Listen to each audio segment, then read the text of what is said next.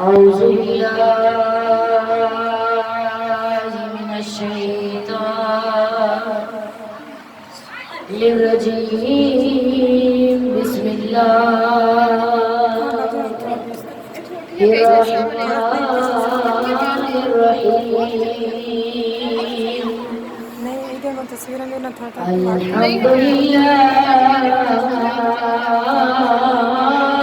رب العالمين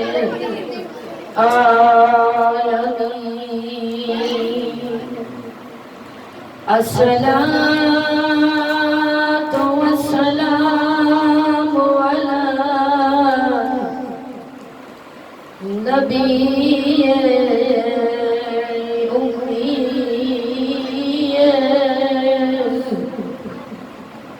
المكي المدني القرشي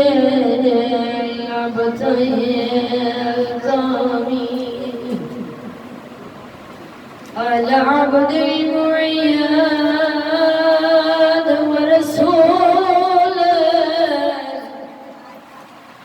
مصدق والمصطفى الأمجاد وحبيب عليه العالمين أبي القاسم محمد اللهم صل على محمد وآل محمد وعجل فرجه. الصلاة والسلام على إمام المظفر والشجاع الغزنفر قاسم طوبى وسكر وكاتل مرهب أنتر وقال رسول الله في شانه ضربة عريا وفي يوم الخندق وأفضل من عبادة الثقلين. بلند صلوات. اللهم صل على محمد وآل محمد وعجل فرجه. الصلاة والسلام على صاحب دعوة النبوية وصولة الغيدرية وعصمة الفاطمية وحلم الحسنية وشجاعة الحسينية وصبر السجادية ومعاصر الباقرية وآثار الجعفرية وعلوم الكاظمية وحجج الرزمية وجود التقوية ونقاوة النكوية والهيبة العسكرية والغيبة الإلهية. بلند صلوات.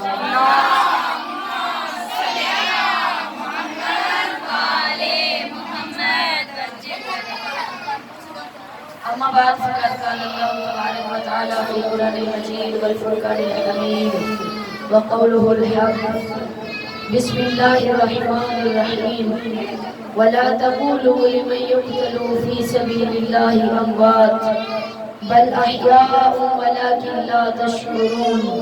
اپنی توجہ کے لیے بلند تر صلوات.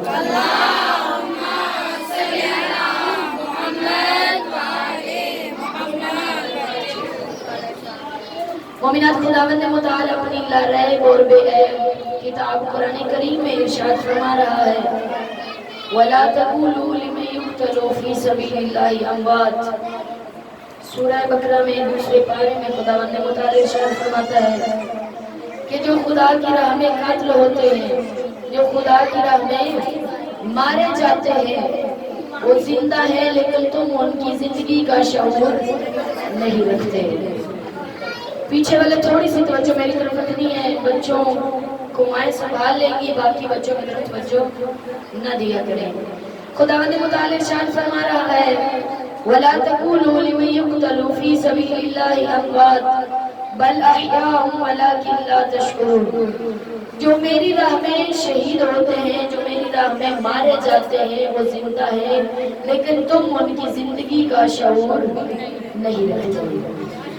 اب مومنات، ایک مثال سے سمجھاتی چلوں، اللہ نہ کرے جب ہم دنیا میں کہیں کوئی قتل ہو جائے، کوئی مارا جائے، ایک انسان طبعی موت مرتا ہے، ہم کہتے ہیں فلاں مر گیا، ایک مارا جاتا ہے، ہم کہتے ہیں فلاں مارا گیا۔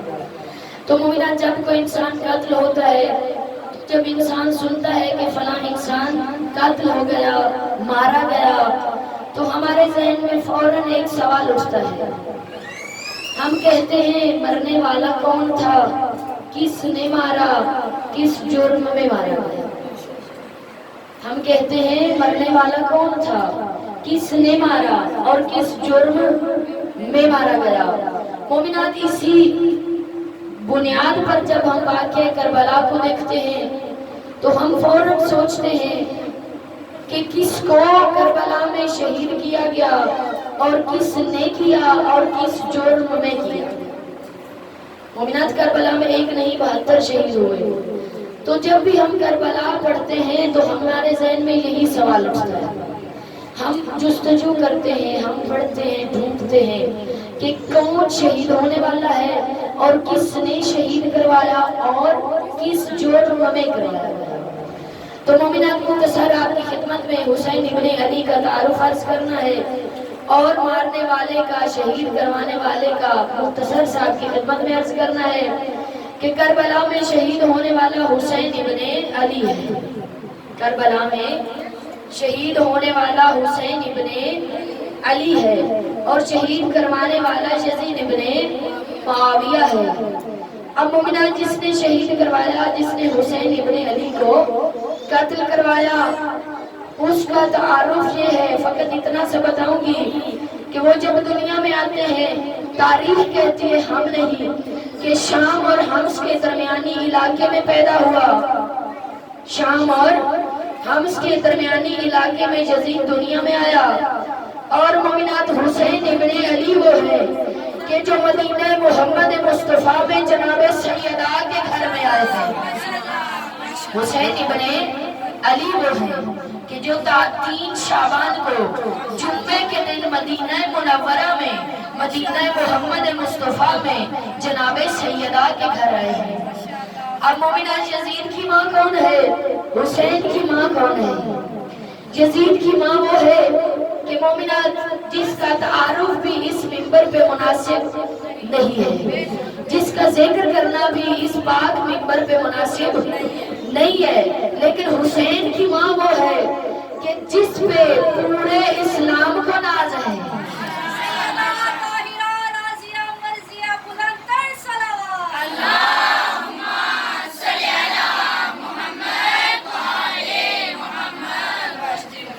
حسین کی ماں وہ ہے کہ جس پہ فقط ایک نبی کو نہیں 1,24,000 انبیاء کو ناز ہے۔ حسین کی ماں وہ ہے کہ جس کو فقط انبیاء، جس پہ فقط انبیاء کو نہیں بلکہ خود اس توحید کو ناز ہے۔ اور مومنات، حسین کی ماں وہ ہے کہ جس کی طہارت کی گواہی خود توحید قرآن میں دے رہا ہے اور خداوند متعال ارشاد فرما رہا ہے انما یرید اللہ لیذھب عنکم الرجس اہل البیت ویطہرکم تطہیرا۔ اللہم صلی علی محمد وآل محمد وعجل فرجہ۔ اور مومنات، حسین کا باپ کون ہے اور یزید کا باپ کون ہے؟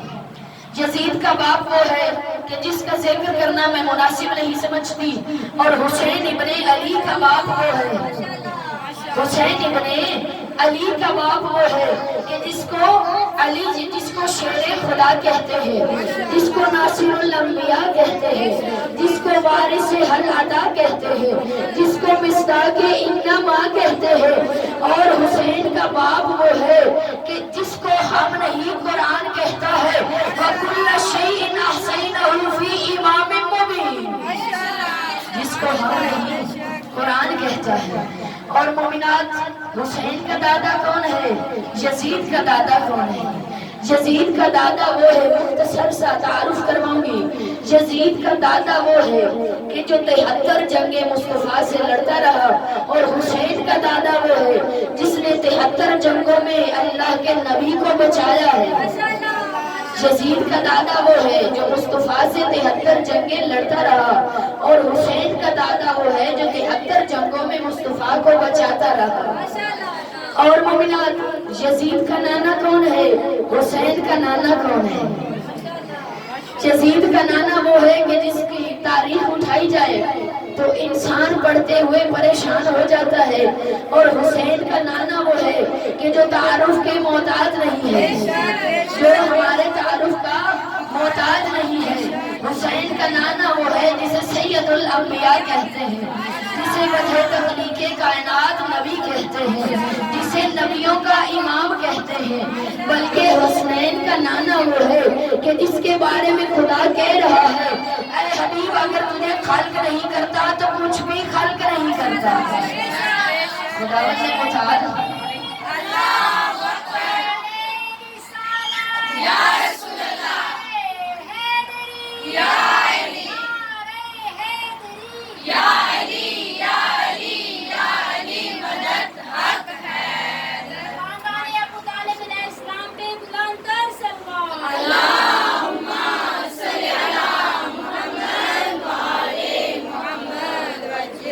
اب مومنہ، جہاں پہ کچھ واعظین نے اپنے اپنے علم کے مطابق 3 نظریات لکھے ہیں کہ حسین ابن علی جب کربلا میں آئے ہیں۔ ایک نے لکھا کہ حسین کربلا میں جنت لینے آئے ہیں، ایک نے لکھا کہ حسین کربلا میں اللہ کو راضی کرنے آئے ہیں، ایک نے لکھا کہ حسین کربلا میں امتحان دے کے درجہ بڑھانے آئے ہیں۔ تو مومنات میں کہتی ہوں سب سے پہلے راضی وہ کرتا ہے جس نے کبھی ناراض کیا ہو، راضی وہ کرتا ہے جس نے کبھی ناراض کیا ہو۔ ارے حسین نے تو خدا کو تب ہی راضی کر لیا تھا جب بچپن میں کھیلتے کھیلتے اپنے نانا کے دوش مبارک پہ سوار ہوئے تھے۔ اور میں کہتی ہوں جاہلو، حسین کا درجہ کیا تب کم تھا جب حسین بچپن میں دوش پیغمبر پہ سوار ہو گئے اور نبیوں کا سردار نبی اعلان کرتے رہے لوگوں پہچانو یہ میرا حسین ہے۔ کیا حسین کا درجہ تب کم تھا؟ یا مومنات ایسے عرض کروں، کیا حسین کا درجہ تب کم تھا کہ جب مسجد نبوی میں اللہ کا نبی نماز ادا کرنے لگے اور زہرا کا لال دوش محمد مصطفیٰ پہ آ گئے؟ اور مومنات تھوڑا سا عرض کرتی چلوں، توجہ میری طرف رکھنی ہے کہ اب نماز پڑھنے والا ہے، نمازی ہے تو سردار الانبیاء، اور جائے نماز ہے تو مسجد نبوی، اور مومنات نماز میں سجدہ ہے، رکن ہے تو واجب سجدہ جسے نہ بڑھایا جا سکتا ہے نہ گھٹایا جا سکتا ہے۔ جیسے ہی حسین ابن علی دوش محمد مصطفیٰ پہ سوار ہوئے، آرے اس کی وحی آ گئی، اس توحید نے پیغام بھیج دیا، میرے حبیب اپنے سجدے کو بڑھا دیجئے، اپنے سجدے کو بڑھا دیجئے۔ آرے جس سجدے کو بڑھانے یا گھٹانے سے تیری اور میری نماز باطل ہوتی ہے، اسی سجدے کو خدا نے کہا مصطفیٰ سجدہ بڑھا دیجئے۔ آرے میں کہتی ہوں کیا حسین کا درجہ تب کم تھا جب سجدے میں نبی کہتے رہے سبحان ربی الاعلیٰ بحمدہ۔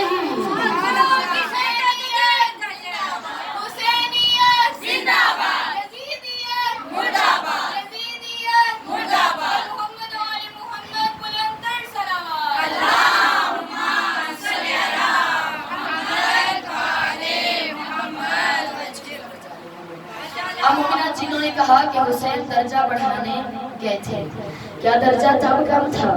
یا مومنات عرض کر دوں جنہوں نے کہا کہ حسین کربلا میں اللہ کی رضائیں لینے گئے تھے. ارے حسین نے تو بچپن میں ہی اس کی رضائیں خرید لی تھی. معصوم مومنہ چھوٹا نہیں ہوتا، لیکن ظاہراً میرے مولا کا بچپن تھا اور مدینہ محمد مصطفیٰ کا ہے اور مسجد نبوی ہے اور اللہ کا نبی پھر سے مسجد میں تشریف فرما ہے. اللہ کے نبی نے نماز کا ارادہ کیا، اللہ کے نبی نے اللہ کی عبادت کا نماز کا ارادہ کیا اور مومنات پہلو میں جناب حسین تشریف فرما تھے. میرے مولا کا ظاہراً بچپنا تھا.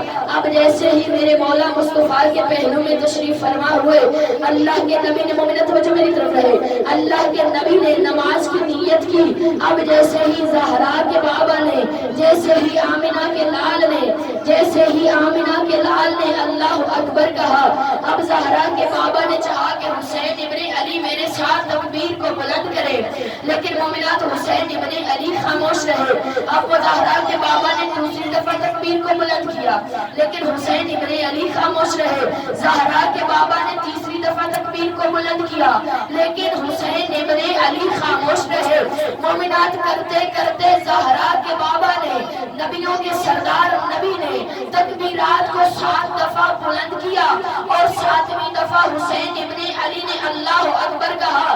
تو مومنات بس اتنا سا عرض کروں گی کہ نبی محمد مصطفیٰ وہ ہے جو حسین کی خاطر اپنی نماز کو بڑھا دے، اور خدا وہ ہے جو حسین کی خاطر بڑھائی کی تکبیرات کو قیامت تک کے آنے والے نمازیوں کے لیے، قیامت تک کے آنے والے پرہیزگار سجدہ کرنے والوں کے لیے خدا نے یہ اعلان کر دیا کہ جب تک تم نماز کی ابتدا میں مستحب 7 تکبیریں نہیں کہو گے تمہیں ثواب نہیں ملے گا. تو بس اتنا کہوں گی، حسین ابن علی وہ ہے، اگر خاموش رہے تو مومن کی نماز بنتی ہے، اگر علی اکبر کا بابا بول پڑے تو اللہ کا قرآن بنتا ہے. اگر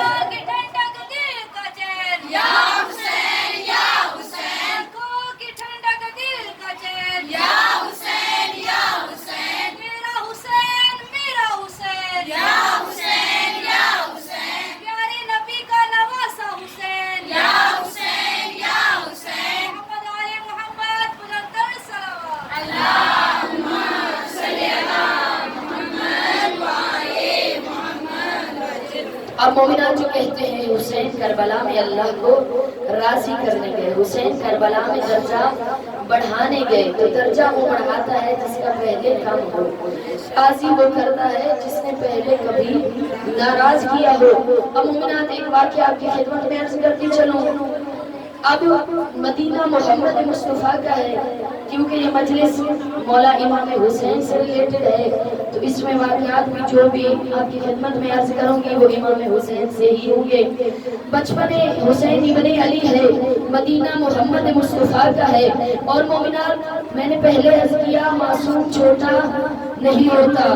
ظاہراً ہمیں سمجھانے کے لیے میرے مولا کا بچپن ہے، زہرا کے لال نے روزہ رکھ لیا، شاید سمجھے نہیں، مومنات واقعہ آپ لوگوں نے سنا ہوا ہے. اب زہرا کے لال نے روزہ رکھ لیا. مائیں جو ہوتی ہیں ان کو اپنے چھوٹے بچے جو ہے وہ بڑا خیال رکھتی ہیں، کہیں بھوک نہ لگی ہو، کہیں پیاس نہ لگی ہو. گرمی کا زور تھا، میرے مولا نے روزہ رکھ لیا. جناب سیدہ فرماتی ہیں حسین آپ روزہ افطار کر لیں، گرمی شدت کی ہے. میں نے عرض کیا ہمیں سمجھانے کے لیے گرمی شدت کی ہے. اب میرے مولا حسین مسکرا کر فرماتے ہیں اما زہرا میرا بچپن کا روزہ ہے، میں اسے پورا کروں گا. مومنات جناب سیدہ نے یہی اسی بات کا ذکر علی ابن ابی طالب سے کیا. میرے مولا فرماتے ہیں حسین روزہ افطار کر لیجئے. میرے مولا نے پھر وہی جواب دیا. اب یہی بات جناب محمد مصطفیٰ تک پہنچی.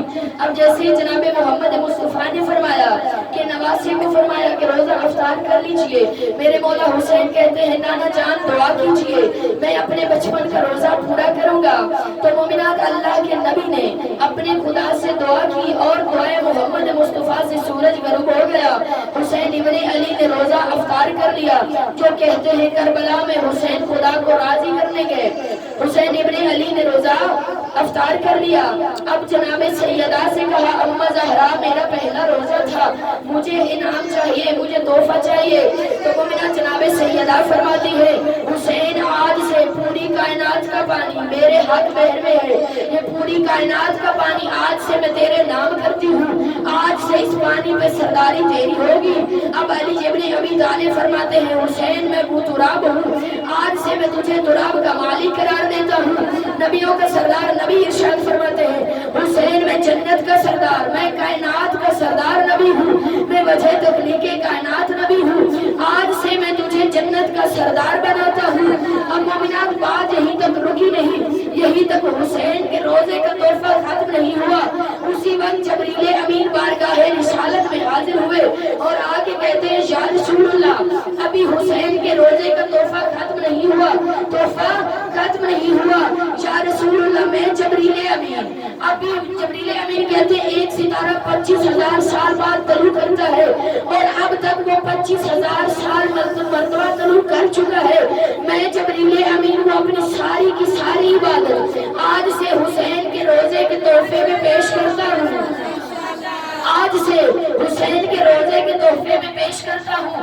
اب مومنات بات یہیں تک رکی نہیں, آواز قدرت آئی میرے حبیب ابھی ٹھہریے, میرے حبیب ابھی رکیے, میرے حبیب ابھی رکیے, میرے حسین کے روزے کا تحفہ ابھی اور ہے. تو مومنات توحید نے اعلان کر دیا میرے حبیب ان لوگوں کو آج سے ہی بتا دیجئے کہ جس نے مجھے راضی کرنا ہو, آج سے میں نے ساری رضائے حسین کے نام کر دی. اب جسے رضی اللہ بننا ہو پہلے اسے حسین کو راضی کرنا ہوگا. میں توحید خود ہی راضی.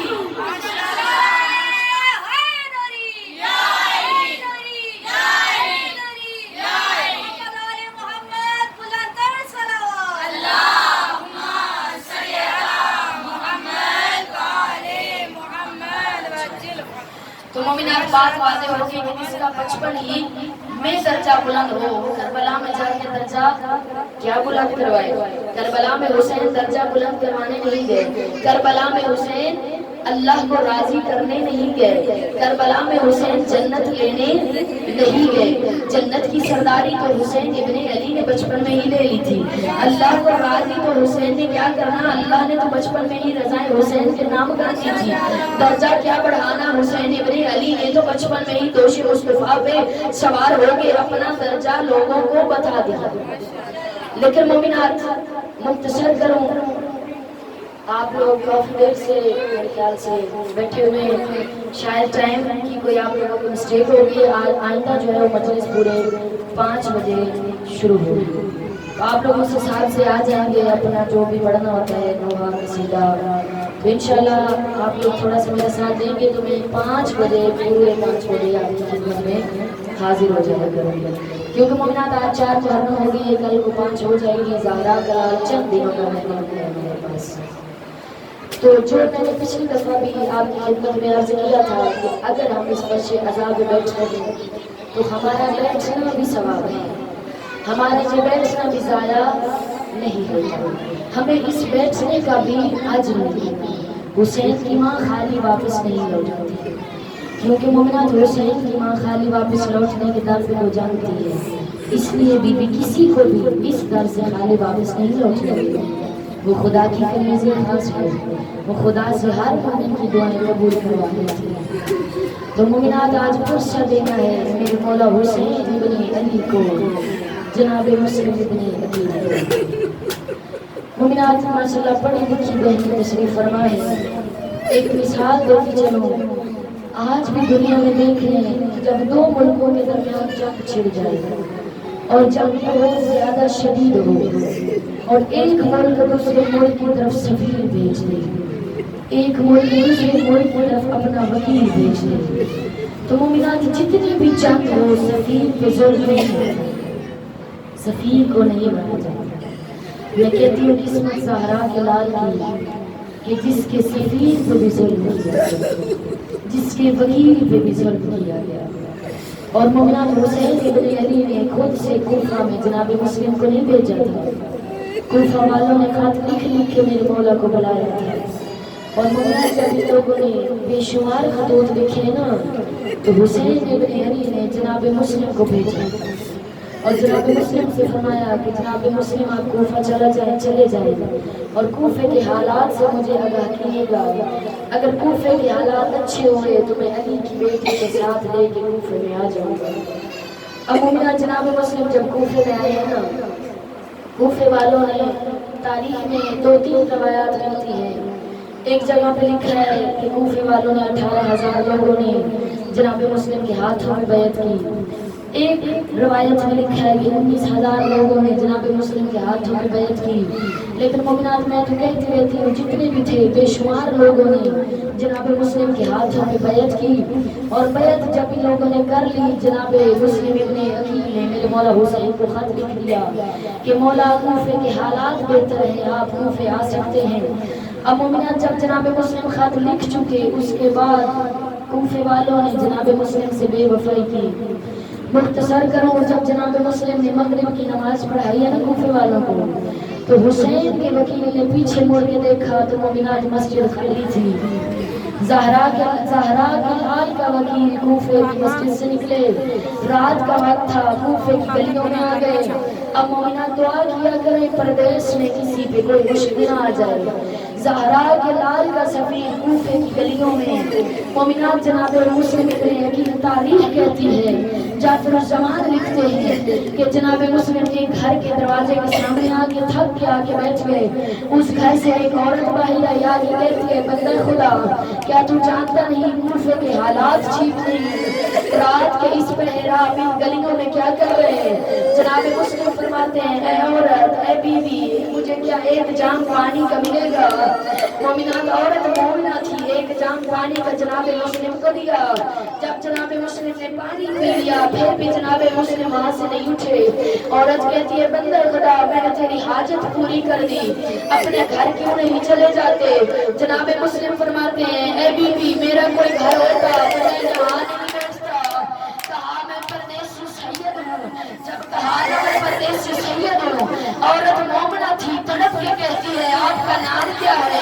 مومنات جب جناب مسلم نے نام بتایا ہے نا کہ میں مسلم ابن عقیل ہوں، میں زہرا کے لال کا وکیل بن کے آیا۔ مومنات وہ عورت جناب مسلم کو اپنے گھر کے اندر لے گئی۔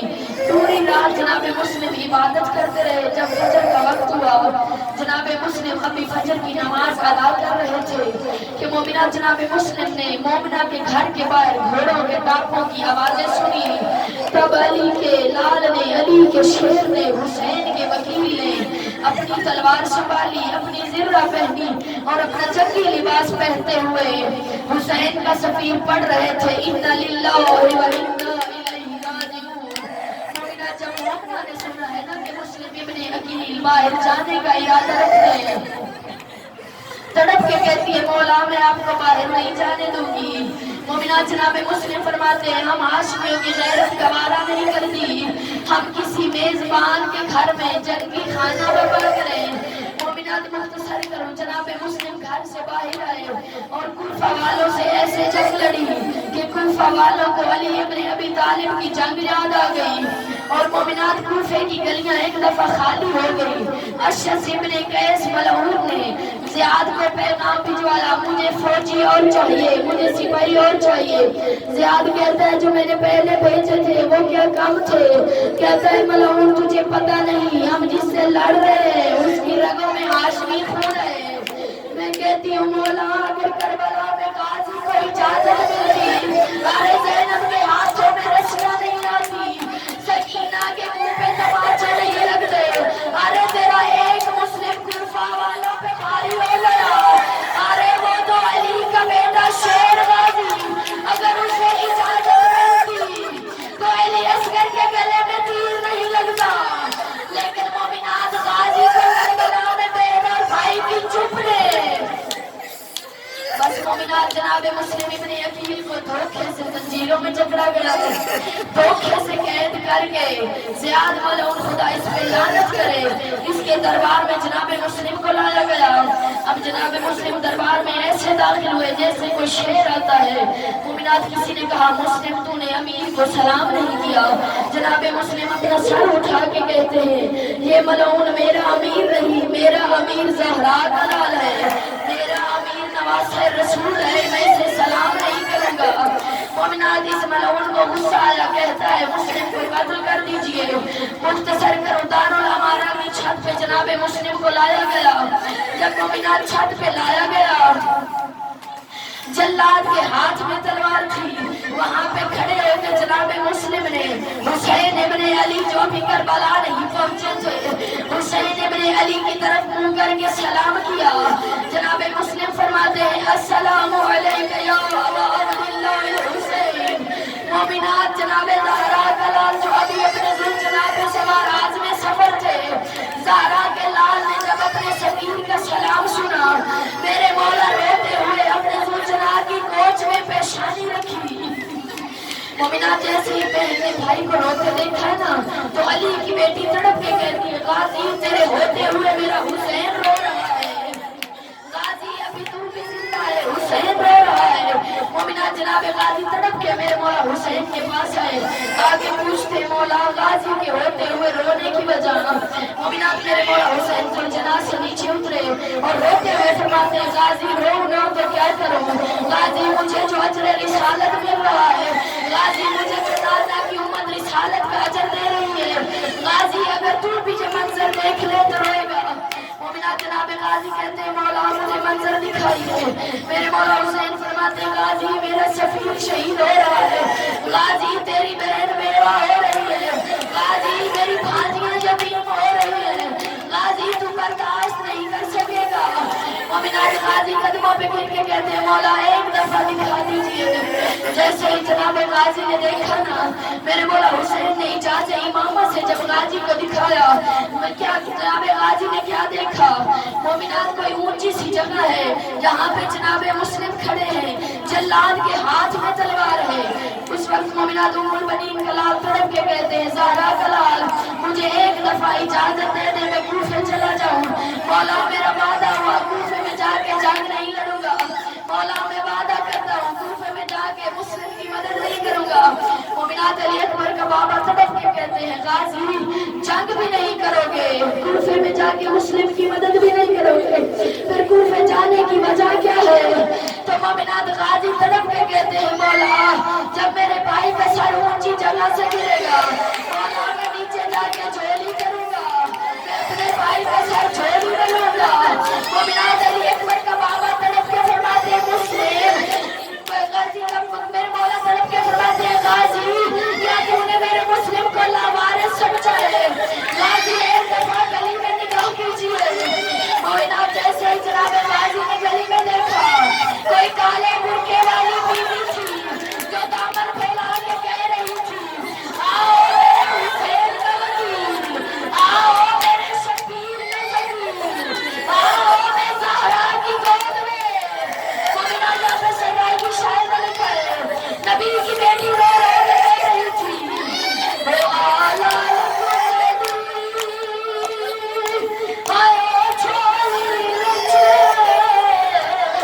تیری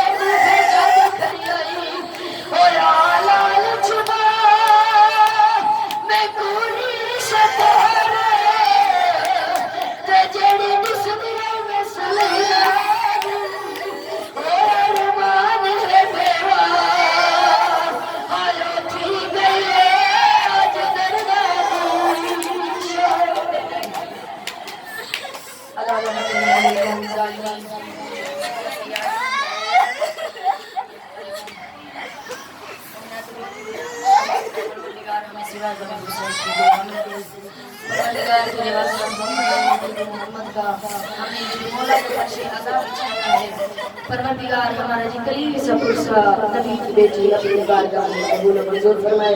परवरदिगार तुझे वास्ता मोहम्मद और अहले बैत मोहम्मद का जितनी भी मेरी माएँ और बहनें जहाँ पे तशरीफ फरमाए दामन फैला के बैठी हैं हाथ फैला के बैठी हैं परवरदिगार इस दर से कोई भी खाली वापस न जाए। परवरदिगार तुझे वास्ता मोहम्मद और अहले बैत मोहम्मद का तुझे वास्ता बीमारी करबला का कि जो बीमार नहीं मोमिनात मैंने तैयारी में पिछले साल भी एक जुमला पढ़ा था कि जब मेरे मौला मदीने से चले थे ना तो दाएं तरफ हुसैन के कद जितना बेटा सैयद साजिद मदीने की गली में जब हुसैन और सज्जाद चलते थे ना तो पता नहीं चलता था सज्जाद कौन है हुसैन कौन है। लेकिन मोमिनात करबला में आके दोनों की पहचान नहीं हुई। एक को अली अकबर की बच्ची ने पूरा कर दिया एक को ज़ैनब के पर्दे ने खून रुला दिया। परवरदिगार तुझे वास्ता बीमारी करबला की बीमारी का जितनी भी मेरी माएँ और बहनें बीमार हैं खुसूसन जो इल्तमास करती हैं परवरदिगार तू बेहतर जानता है जो जो भी बीमार है उनको जनाब सैयद के सदके में शिफाई कुल्ली अता फरमा। परवरदिगार तुझे वास्ता मोहम्मद और अहले बैत मोहम्मद का जितनी भी मेरी माएँ और बहनें आज़ाद रखती हैं जो जुबान मिला सके जो निकला सके हमारी सारी दुआओं को मुस्तजाब करवाना। परवरदिगार जनाब नवाब की उजाड़ी के गोद के सदके में जो भी मेरी माएँ और बहनें बे औलाद हैं उनकी गोद को आबाद कर दे। और परवरदिगार जनाब नवाब के अली असगर के सदके में जितनी भी मेरी माएँ और बहनें बेटे मांगती हैं भाई मुर्तज़ा समेत उनको अली असगर की गुलाम बना कर दे। और परवरदिगार जो भी माएँ और बहनें बेटियां मांगती हैं उनको जनाब सकीना की गली से अता कर दे। परवरदिगार तुझे वास्ता मोहम्मद और अहले बैत मोहम्मद का जहाँ जहाँ भी मेरे मौला का फर्श अज़ा बिछाया गया बानियान को उन जगहों को मोमिनात को अपने हिफ्ज़ व अमल में रखें। परवरदिगार बारगाह की जितनी भी हाजात हैं उनको अपने बारगाह में जल्द से जल्द इस्तेमाल करें।